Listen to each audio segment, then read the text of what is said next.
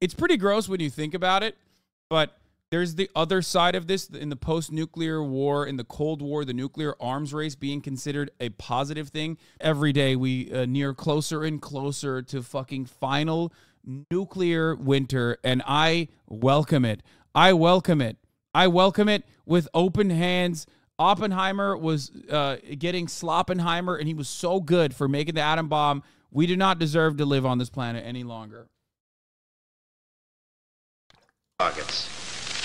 One was Hiroshima, one was Nagasaki, one was Kokura.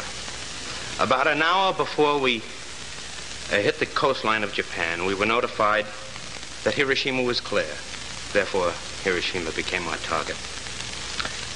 Just before 8:15 a.m. Like, look at this. Like, look at the realization of on his face. He's just like, yeah, just a target for us. You know what I mean?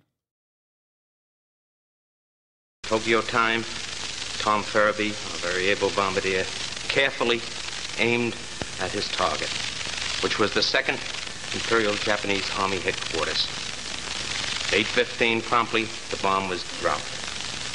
We turned fast to get out of the way of the deadly radiation and bomb effects. First was a big flash that we got, and then the 2 concussion waves hit the ship. Shortly after, we turned back to see what had happened. And there in front of our eyes, the city of Hiroshima disappeared. Now, you entered something in your log at that time. As I said before, Mr. Edwards, I wrote down later, my God, what have we done? And so, Reverend Tanimoto, you on the ground, and you on your military... Like, that guy's kill count is like 100K. That dude, his kill count is like around 100,000 with all the impacts, like post-nuke impacts. Like, instantly vaporized, like, I think 70,000 people or something, and then an additional 30K after, too. Like, that dude is a straight-up murderer. But division of labor dictates that he was just following orders. You know what I mean? Even though this is a little bit more unique than giving people in an execution squad duds on purpose, like blank rounds on purpose, so nobody knows who's actually responsible for pulling the trigger and executing the fucking prisoner. He knew what he was doing. He saw it. So it was even worse than that.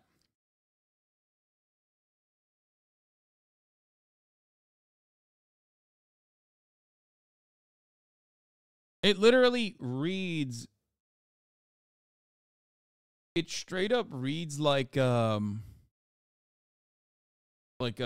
guy talking in front of the International Criminal Court. You know what I mean?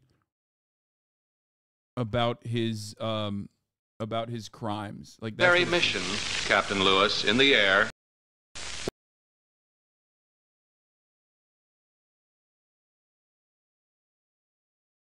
But yeah.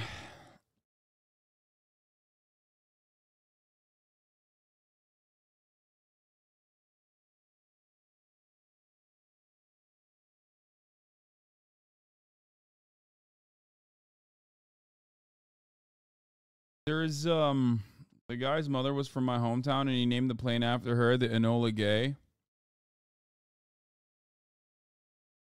It also helps that we pummeled the American people with anti-Japanese propaganda until they were no longer seen as human. I mean, yeah, we fucking literally, guys, you know, there were internment camps in the United States of America, like, you know, for Japanese people. So it was very much the American people had no interest in seeing Japanese people as like full human beings. The other interesting side of this conversation also is that, like, the Japanese military was so uniquely brutal as well.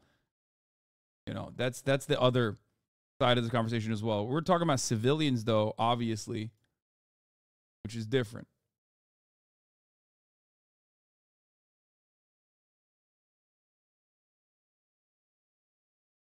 Um,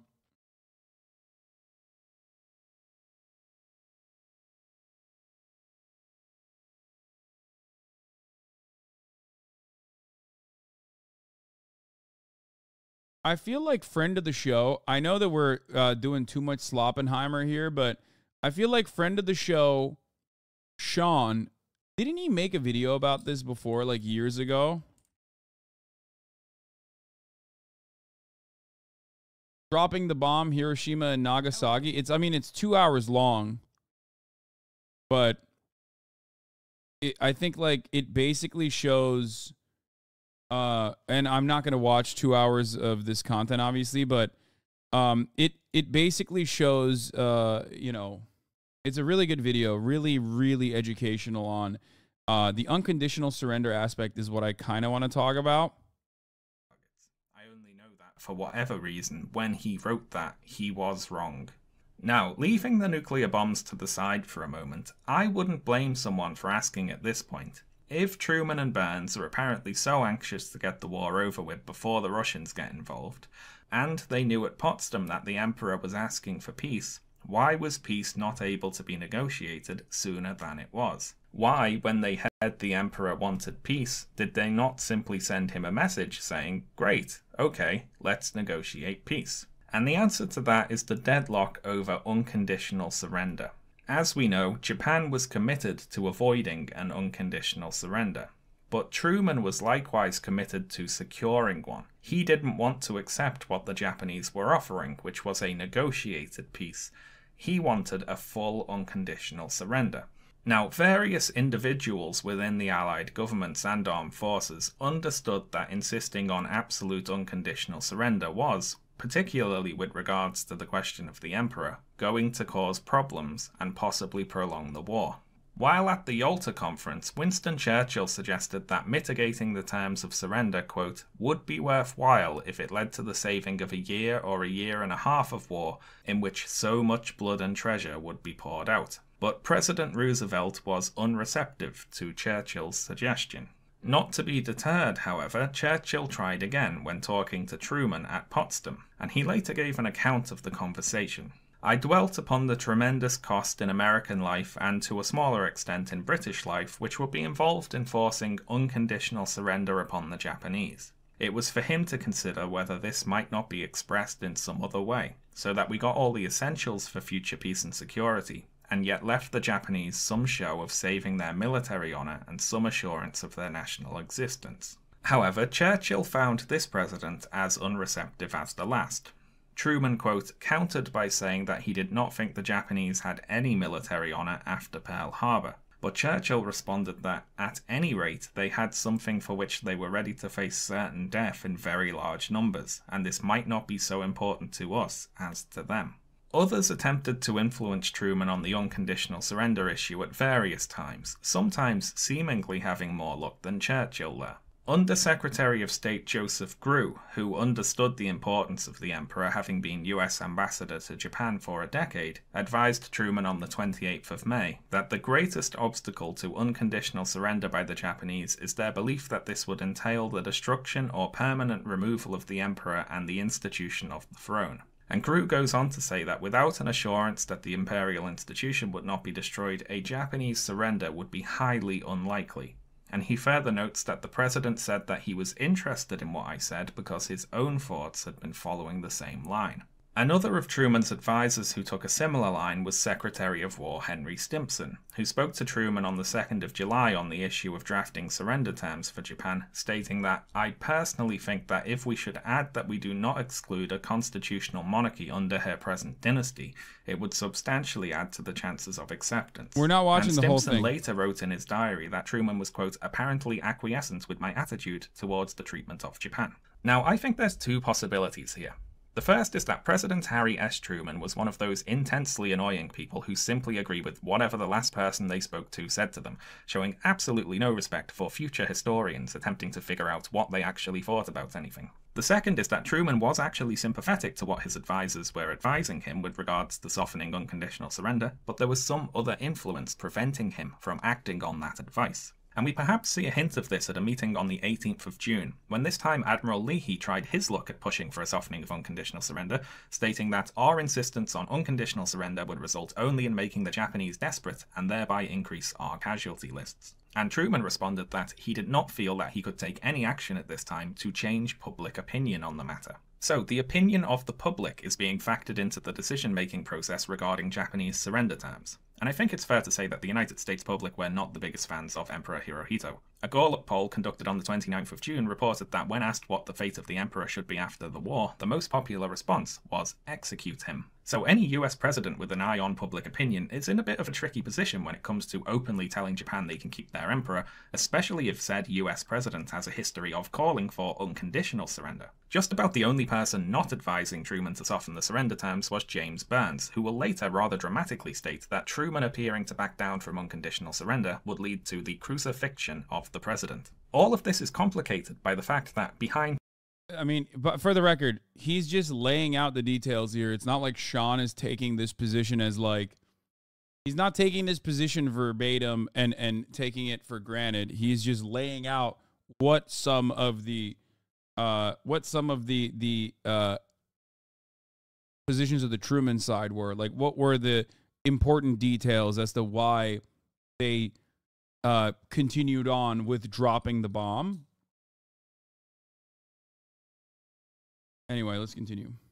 To the scenes, the leadership of the Allied military did not desire to get rid of the Emperor. In fact, there was actually a pressing military reason to retain the Emperor, and to quote a meeting of the combined chiefs of staff that took place on the 16th of July, when discussing unconditional surrender, it was suggested that, if, for instance, an interpretation could be found and communicated to the Japanese which did not involve the dissolution of the imperial institution, the Emperor would be in a position to order the ceasefire in outlying areas, whereas if the dynasty were destroyed, the outlying garrisons might continue to fight for many months or years. So the proposal here is to leave the Emperor in place and use his influence to convince the scattered Japanese troops to stand down, whereas if they simply kill or imprison the Emperor, that might prompt the troops to fight on. So Truman's being pulled in different directions here. Strictly militarily speaking, letting Japan keep the Emperor makes a lot of sense. It will almost certainly shorten the war, save lives, and be the thing to convince the Japanese military to give up. Conveying that message to the Japanese leadership prior to their surrender, though... Yeah, wait till you find out that they actually did do that, by the way. ...is potentially risky from a domestic political standpoint. If you've previously been calling for unconditional surrender, you don't want to be seen as reversing position on that and giving in to a hated enemy's demands. However, the threat of the Soviet Union's expansion into Asia means you do want to end the war quickly.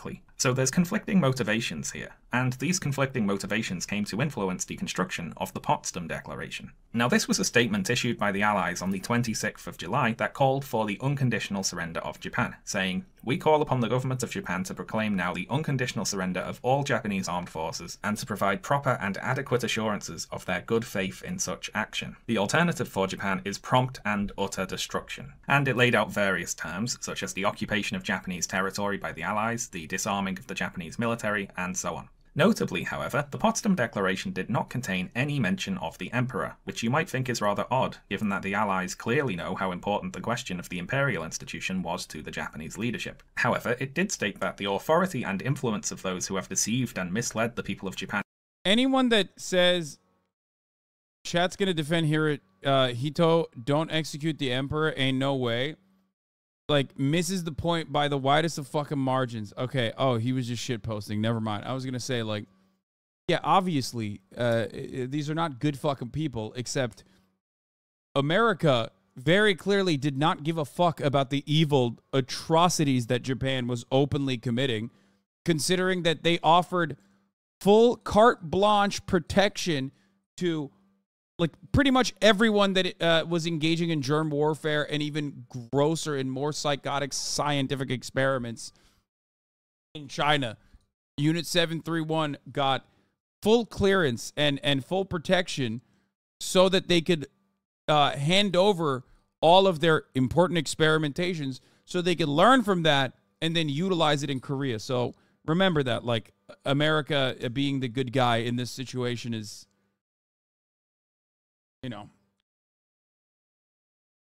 And before people say, well, the Russians did it too, yes, that is true. But as it pertains to Japan, the Russians did want to actually at least try them. America very openly stood in front of that and stopped that from happening. and into embarking on world conquest must be eliminated for all time. And this is rather vague with respect to exactly who it means. Does the Emperor count as one of those who have misled the people of Japan? When the Japanese leadership received the Potsdam Declaration, the hardliners on the Supreme Council interpreted this in a very unfavourable way and took it to be an indirect threat to the Emperor's life. Another confusing point for the Japanese leadership was that when the Potsdam Declaration was issued, it was signed by the United States, Britain, China, and, interestingly, not the Soviet Union. To the Supreme Council, this inspired a question, as well as a fair bit of false hope.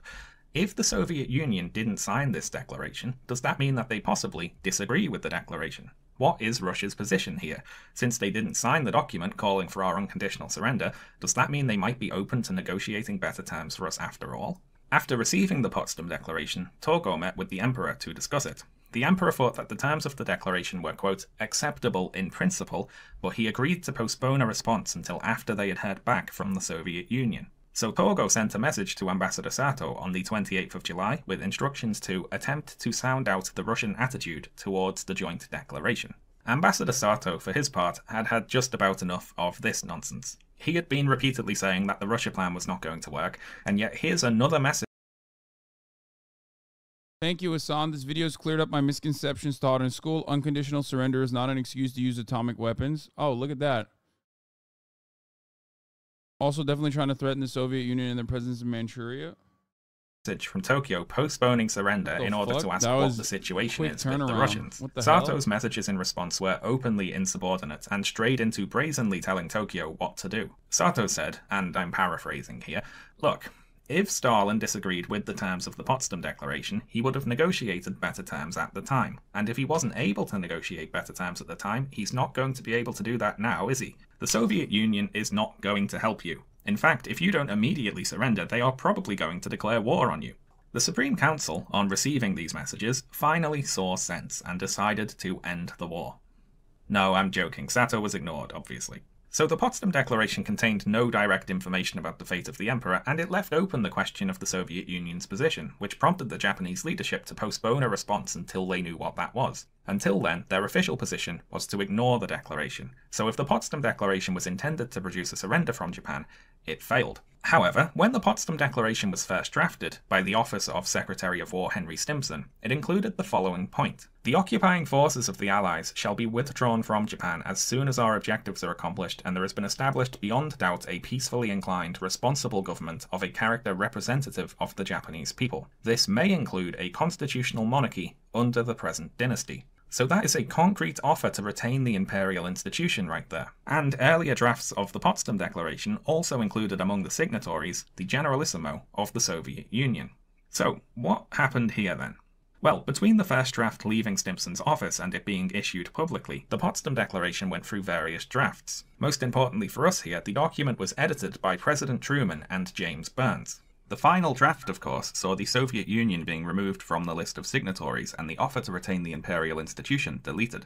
Firstly, on the issue of the Soviet Union being removed from the declaration, President Truman simply writes in his memoirs that Stalin could not, of course, be a party to the proclamation itself since he was still at peace with Japan. So that's Truman's stated reason for excluding the Soviet Union from the declaration. The Soviet Union is not yet in the war and technically still has a non-aggression pact in place with Japan, but why, we might ask, does this mean that the Soviet Union can't sign a document calling for Japan to surrender? I mean, Truman's stated intent for going to Potsdam was to convince the Russians to violate that non-aggression pact and have their military attack the Japanese military. So I'm going to go ahead and assume that respect for the sanctity of non-aggression pacts is clearly not the reason here. And if Truman is implying that he was worried that the Soviet Union signing the document would lead to war between Russia and Japan, well, that's what he's supposed to want to happen. In fact, the Soviet Union's exclusion from the final draft of the document came as an enormous surprise to the delegation from the Soviet Union, who had written their own draft of the Potsdam Declaration, which included themselves as signatories.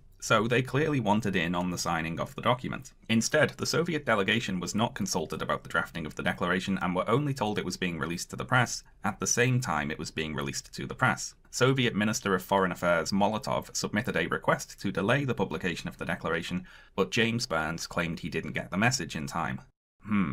As for why the Soviet Union wanted to be included among the list of signatories, Stalin and Molotov wanted a pretext to abandon their non-aggression pact with Japan and invade Manchuria, and the Potsdam Declaration's ultimatum to Japan would have provided that pretext. So, after being edited out of the declaration, they tried a more direct approach. In a meeting on the 29th of July, Molotov submitted a request from Stalin for the United States, England, and the other allies, quote, to address a formal request to the Soviet government for its entry into the war. Now, this put Truman and Burns in a very awkward position, because, of course, they're supposed to want the Soviet government to enter the war, but they clearly don't anymore. As Burns later wrote in his memoirs, we had, of course, begun to hope a Japanese surrender might be imminent, and we did not want to urge the Russians to enter the war. Truman and Burns figure they just have to wait a week or so for the first nuclear bomb to be dropped, and then Japan will surrender before the Soviet Union. Yeah, thank God. They just didn't want additional casualties for the Russians. You know, they were. It's a double whammy. They didn't want to keep firebombing Tokyo, and they also just didn't want the Russians to engage with the Japanese. They were so thoughtful. Thank God they dropped the nuclear bomb or the atom bomb. Holy shit. Yeah, good guy Truman, dude, just saving Russians. Has a chance to declare war and invade. So being asked directly for an invitation to the war put Truman on the spot, and he sidestepped the issue. The Soviets would get no invitation from him. However, they wanted to use their COD kill streak before the end of the match. Dude, that is not even a joke. They're like, we spent $2 billion on this. We know the Russians are also simultaneously possibly, and the Germans and everyone else is like working to use this bomb. We have to show the world that we have it, and we have to show the world that we have it ×2, and we have more of it, and we can drop it at any given moment. Like they literally did that. They were like, well, it's my kill streak. Like, I should be able to use it. Fuck you. However, an interesting note here is that when the Soviet Union does actually declare war on Japan, they say they have acceded to the Allied request to join the war, so they didn't get an invitation, but they just acted like they did anyway. Now, of course, excluding the Soviets from the Potsdam Declaration and dodging their request for an invitation to join the war confirmed to Stalin that Truman was planning to finish the war without him. So while at Potsdam, Stalin ordered his generals to speed up their invasion plans. He wasn't going to be left out of the kill. So I think it's fairly clear why the Soviet Union was excluded from the Potsdam Declaration. Burns and Truman are planning to finish the war without Stalin, and that includes not having Stalin's signature on the surrender papers. So when Japan surrenders, it will not be, in any way, a surrender to the Soviet Union, is the plan. The second important edit to the Potsdam Declaration was the removal of the offer to retain the imperial institution, and the reasoning for this change is found in the diary of Henry Stimson, who writes that, when the Potsdam conditions were drawn and left my office where they originated, they contained a provision which permitted the continuance of the dynasty with certain conditions. The President and Burns struck that out. They were not obdurate on it, but they thought they could arrange it in the necessary secret negotiations which would take place after any armistice. So Truman and Burns think the U.S. also did not want to have another D-Day style invasion, at least according to the World War II Museum in New Orleans. Yes, that is the American position, which I think the last, 20 minutes of us watching this kind of show that was not a real consideration. Because, look, once you're having a conversation, once your main ally has lost, okay, and your entire fucking soil is being firebombed, okay, and on top of that, you've already begun talks, you've already given conditional surrender up. It's done. After that, it's just a matter of talking.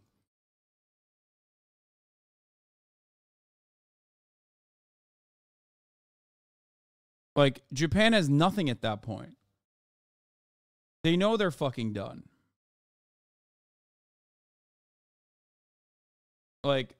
That's the reason why most schools don't even show that side of the conversation and instead just say, oh, well, the firebombing campaign was more gruesome, which is also ahistoric for the record. It was gross and gruesome, but it was a good way to stop the firebombing campaign because it would have been so much worse if they just kept firebombing the entirety of Japan. So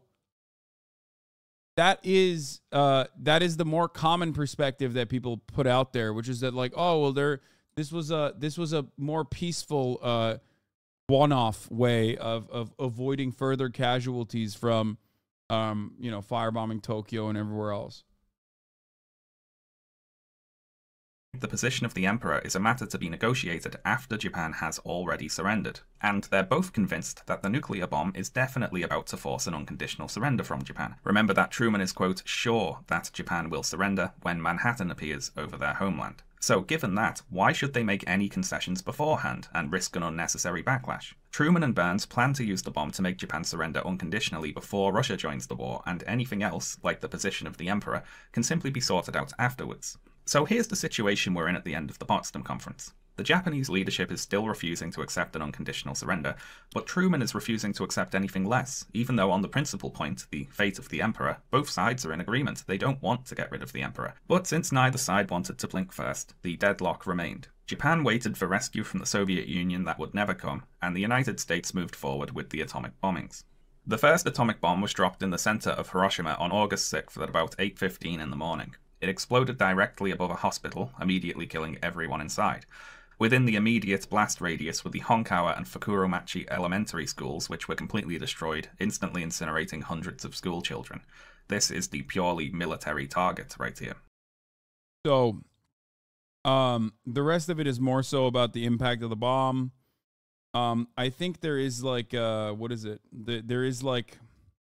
Here, I'll give you a little bit more of Sean's thoughts here. And to actually defeat the Allies militarily. They had known that for quite a while. Then Russia or Japan turned up. Other than that, though, the Second World War was over. Just about. Now, with regards to our main topic today, we can ask a question. What effect did the nuclear bombs have on Japan's decision to end the war? Well, Japan needed three main things, I would argue, in order to end the war. Firstly, they had to be in a hopeless military situation with no chance of winning the war, and be aware of that. And this one we can tick off. The Japanese leadership knew it had no chance to actually... What caused the surrender then? Dude, the surrender was coming. The surrender had already been presented. It was the conditions that the American government chose to either ignore or refuse to come to terms with until after they fucking dropped the nukes, and then they did actually come to terms with. That is what this entire video is about, by the way, which I highly recommend you guys watch. Like I said, Sean, friend of the show, Sean, made this video. It's 2 hours and 20 minutes long. Obviously, we're not going to watch the whole thing. I just wanted to show you the important aspects of like the unconditional surrender, and then a couple of his final conclusions after, because he talks a lot about everything else. He's like Japan's aims, arms, but as it pertains to the main point of contention here, like what is taught in schools, I think these are some of the key moments that will give you a takeaway. The Japanese Navy was completely sunk, and the U.S. had complete air superiority over the entire Japanese mainland. Their ability to resist was nil. Exactly. Like anyone that goes against that is probably just like duped into believing that from American propaganda and American history being taught in schools. That's kind of what it is. It's just the way that it is unfortunately presented to make America's use of the atom bomb seemingly more positive. There's a lot of other nuclear, like pro-nuke propaganda, which I haven't even gotten to. It's pretty gross when you think about it, but there's the other side of this in the post-nuclear war, in the Cold War, the nuclear arms race being considered a positive thing because that's, you never get two nations with nuclear arms warring one another. So it actually created a moment of peace on the planet. Like this is another very common perspective that mutually assured destruction is actually a good thing because it stops nation states from warring with one another. Except the reality is that we haven't stopped warring at all. And, we just have proxy wars instead, Ukraine being a great example. And it's like literally countries that have less and that don't have nukes are the ones who are getting fucked over now. Reading all those books for that nuclear bomb video gave me a gigantic dislike for Oppenheimer and his belated weepiness. People were telling him. It's not like they didn't know what was going to happen. To ignore them and then only later cry about it is tremendously irritating. To be clear, he was very much not just a neutral scientist inventing a thing that was later used for war. This part is true. He was explicitly making a weapon. He had input on where and how it should be used, and he ignored petitions advocating for less lethal usage / demonstration of the bomb. He was 100% like, fuck yes, let's use this sucker ASAP, until afterwards when he got all performatively poetic and sad. Piss off with that. That's what he says. That's at least Sean's perspective on it. Hasan, if a world war broke out, literally every nation would suffer. Yes, but this treats war as an inevitability. You understand? And already world wars are not happening in the same ways that you think it's happening. It's already happening for people in Ukraine. It's already happening for Syria. It's happening in Palestine. It's happening in Yemen. It's happening every fucking day.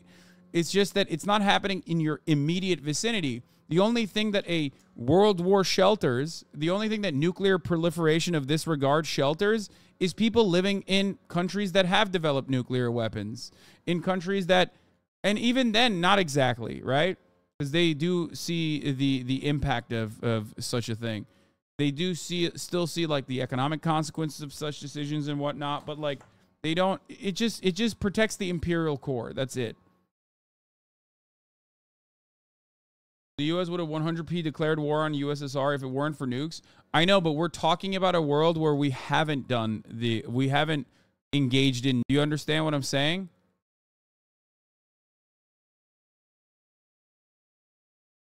I do not believe that.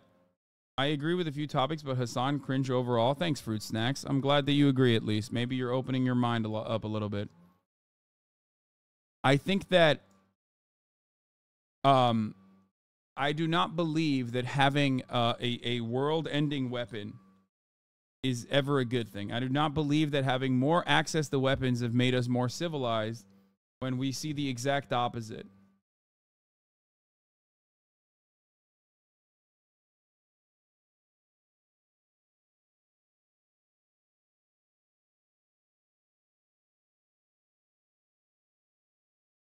Mandela perfectly explaining why the U.S. dropped the bombs. Funny how insanely whitewashed he has been. All right, let's continue. Actually defeat the Allies militarily. They had known that for quite a while. Their only hope for their military was to use whatever was left of it to drag out the war with the hopes of securing better peace terms for themselves. Secondly, Japan had to be in a hopeless diplomatic situation and be aware of that. Now, ever since the Russians signed the secret pact... Does that also work with your take that more nations should get nukes? We're not talking... Okay. There's two different worlds, guys. There's two different worlds, okay?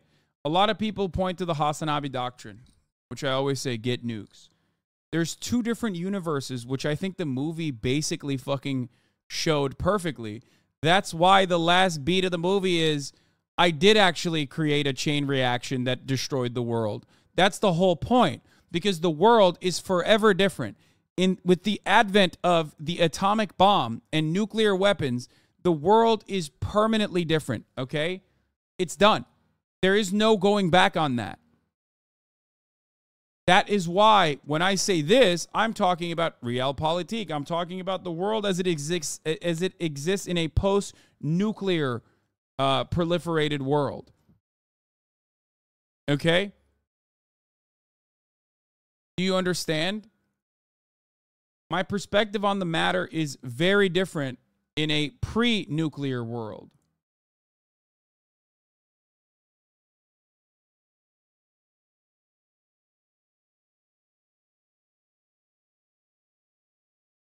Anyone ever think that it happened? Rehashing and putting shit into kids' minds isn't going to fix anything. This is the world we live in now. Wait, what?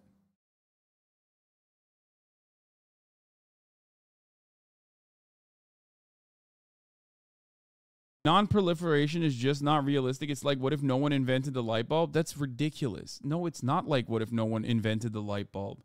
There is a very real moment where leaders of the world, despite warring with one another, could have very easily, especially even after like Germany's defeat, could have very easily gotten to a point where they were like, all right, we should definitely stop this immediately. We should get together and we should just make a pact. We're not doing this. We're not fighting one another. You always you always have this same assumption that many people do, which is that like people are just going to be evil, nations are going to be evil. We are always going to we've literally agreed not to use chemical weapons. The US and Nazi Germany didn't use mustard gas. Why is that, chat? Like, there are certain things we could have done. There are certain things we could have done at a given moment. And by the way, the reason why, for example, Central Committee is correct, but also, ironically, we now use chemical weapons all the fucking time. We use plenty of different techniques that we consider to be illegal and will literally tell other countries not to use. You want to know why? Because we dropped the bomb. We did it. To this day, we are the only country that dropped it on fucking civilian territory, okay? So that's the point. That's why now we get to literally do whatever the fuck we want.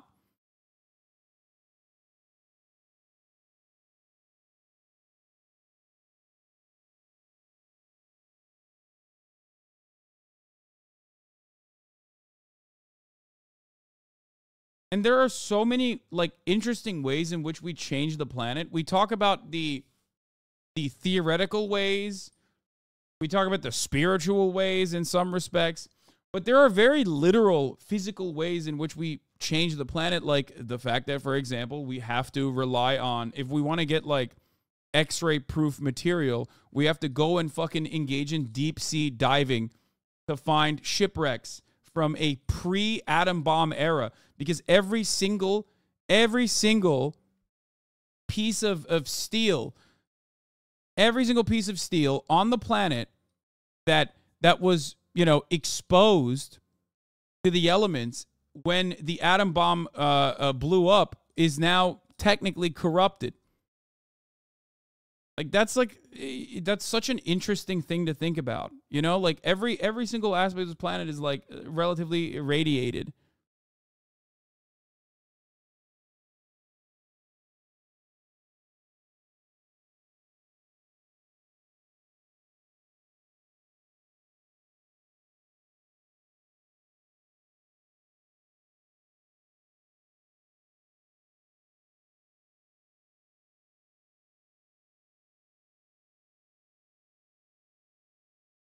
That's the old method. Modern smelters don't produce contaminated steel. Low background steel, also known as pre-war steel, is any steel produced prior to the detonation of the first nuclear bomb in 1940 and 1950s, typically sourced from ships, either as a part of regular scrapping or in shipwrecks and other steel artifacts in this era. It's often used for modern particle detectors because more modern steel is contaminated with traces of nuclear fallout.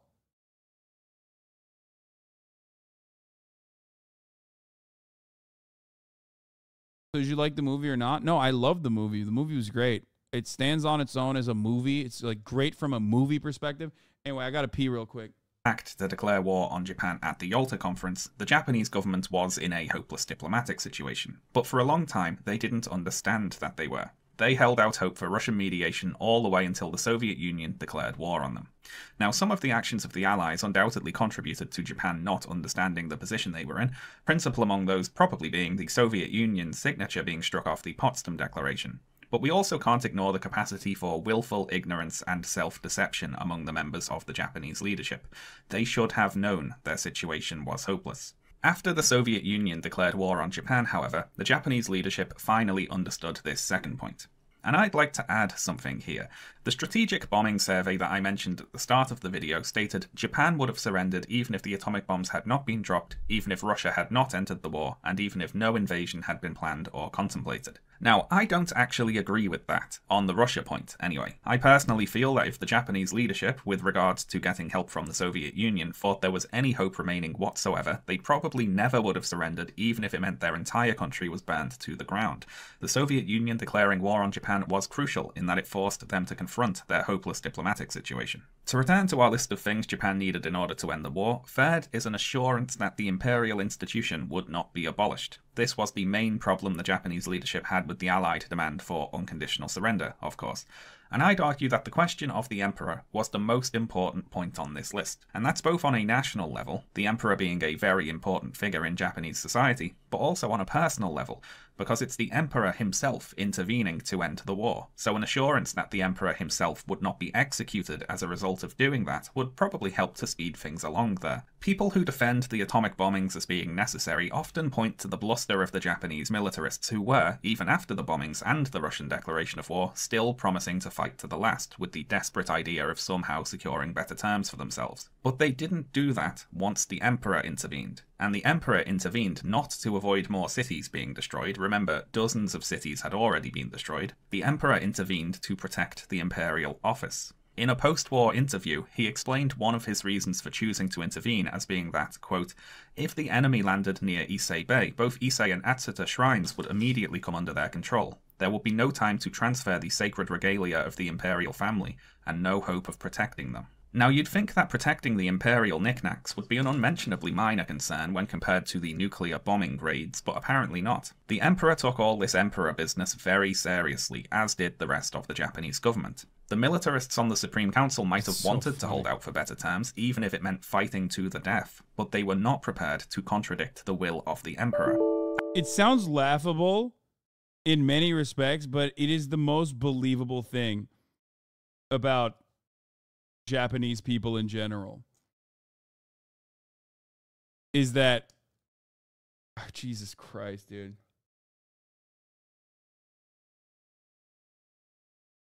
Like 1,000,000%.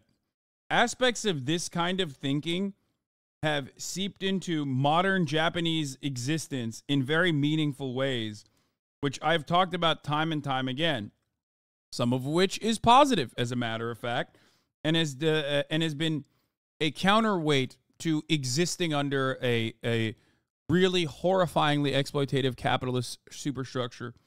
But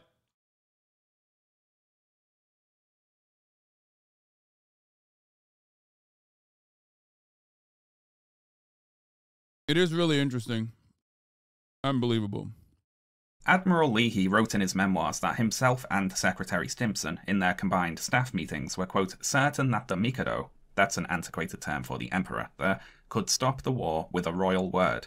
And this turned out to be accurate. That is how the war was stopped on the Japanese end. Now, I don't want to get too deep into speculation about alternate history timelines today, but I think it's fairly obvious that President Truman and James Burns deleting the offer to retain the imperial institution from the Potsdam Declaration almost certainly lengthened the war. If the Emperor didn't intervene to bring about a surrender immediately upon receiving peace terms that assured his position, he almost certainly would have when that was coupled with a Soviet declaration of war. Japan had only been holding out for Russian mediation in the hopes of securing better peace terms. After the Soviet declaration of war, that option was fully off the table, so I'd say it's vastly more likely than not that, having in hand both a declaration of war from the Soviet Union and surrender terms from the other allies that assured the imperial house would survive, the Emperor would have ended the war right there, regardless of whether Japan had been hit with nuclear bombs or not. Henry Stimson later noted in his memoirs that it is possible, in light of the final surrender, that a clearer and earlier exposition of American willingness to retain the Emperor would have produced an earlier ending to the war. And he concluded in 1948 that history might find that the United States, by its delay in stating its position, had prolonged the war.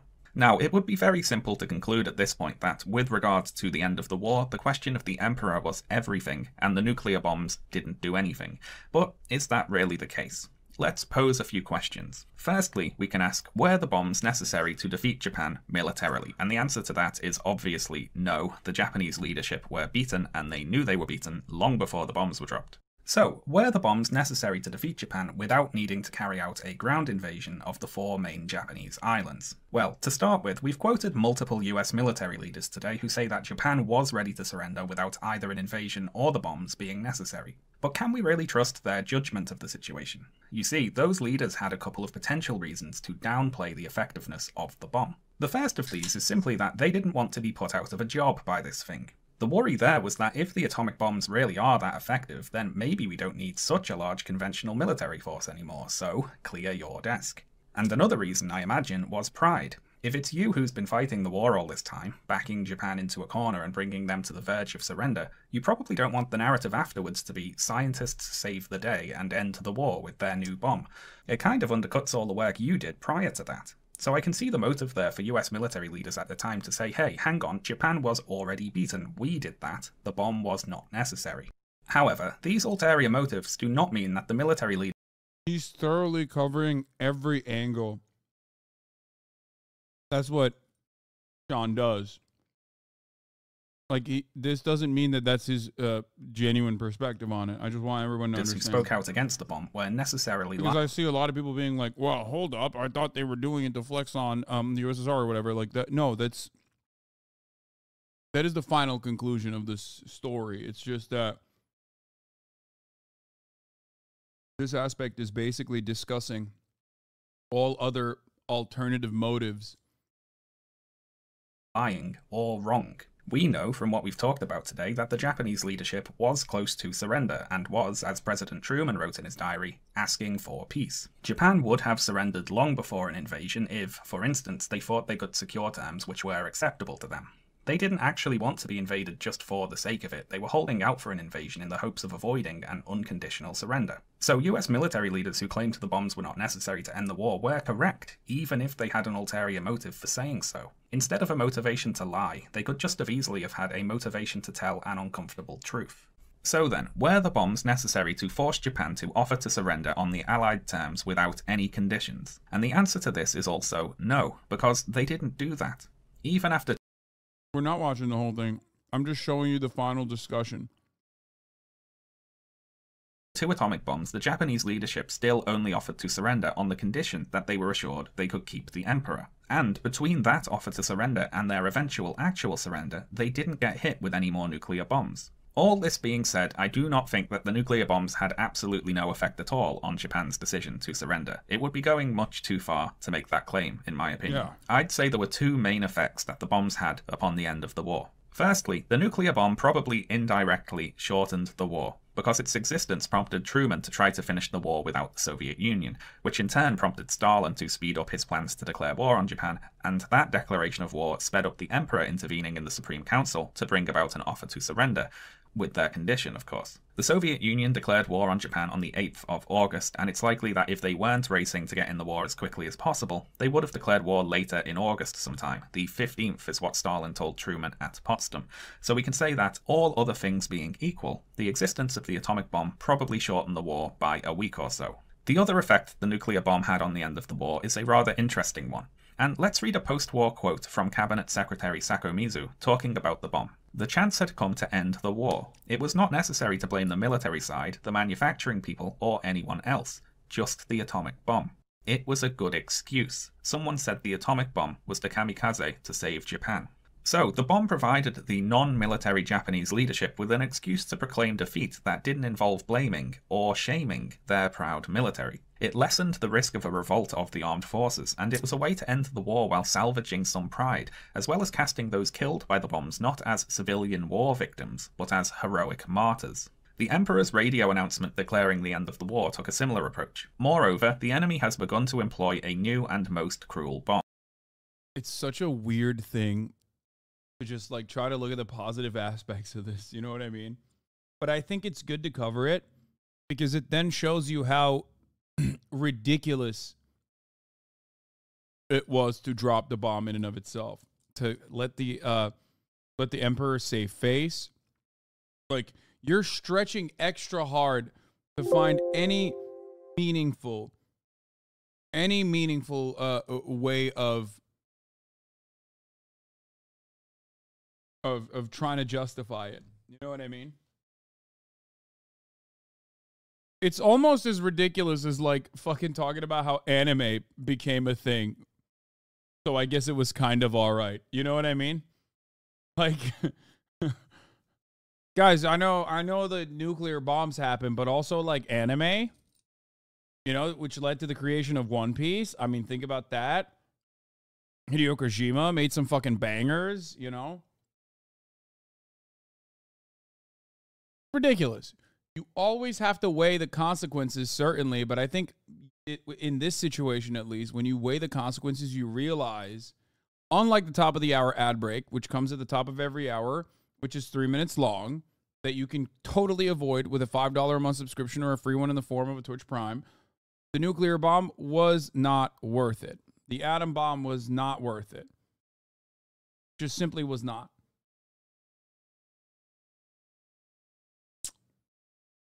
That's it. But the 3-minute ad break could be worth it for you. But if you don't think it is, then all you need to do is subscribe for $5 or free with a Twitch Prime by connecting your Amazon Prime account to your Twitch account where you get one free Prime subscription a month. Here is the 3-minute ad break now. All right, I'm done with this, and I'm done with Oppenheimer, Sloppenheimer. Here. Nelson Mandela, this is what he said about the United States and Japan. And if there is a country that has committed unspeakable atrocities in the world, it is the United States of America. They don't care. They don't care for human beings. True. 57 years ago, when Japan was retreating on all fronts, they decided to drop the atom bomb in Hiroshima and Nagasaki. Killed a lot of innocent people who are still suffering from the effects of those bombs. Those bombs were not aimed against the Japanese. They were aimed against the Soviet Union to say, look, this is the power that we have. If you dare oppose what we do, this is what is going to happen to you. Because they are so arrogant, they decided to kill innocent people in Japan who are still suffering from that. Who are they now to pretend that they are the policemen of the world?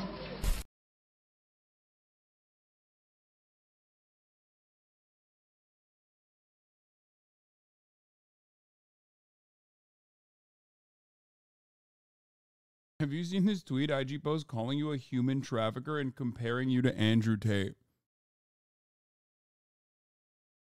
Here, take a week off, man. Yeah. I haven't, but also, why the fuck would I ever look at that? That's insane.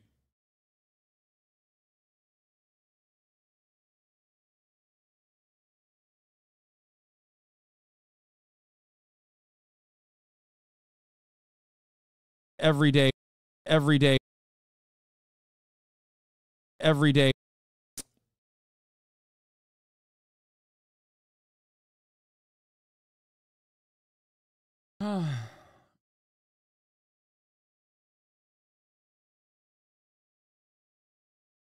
All right.